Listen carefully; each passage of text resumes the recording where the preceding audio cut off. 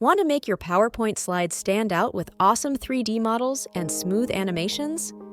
In this video, I'll show you how to insert 3D models and use the Morph transition hack to make them come alive.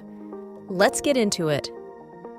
First, let's insert a 3D model into our slide. Go to the Insert tab. Click on 3D models, then choose either this device or Stock 3D models. I'm choosing Stock models. Now choose a model. I'll pick a heart from Medical section. Resize and rotate. You can use the circular icon to rotate it in 3D space. Now, here's where the Morph hack comes in. Click Slide and press Ctrl+D to duplicate the slide. On the second slide, move, rotate, or resize the 3D model. I'll rotate like this. Go to the Transitions tab. Select Morph. Make sure Morph is applied to the second slide. Watch this magic. The Morph transition animates the 3D object smoothly without you doing any manual animation.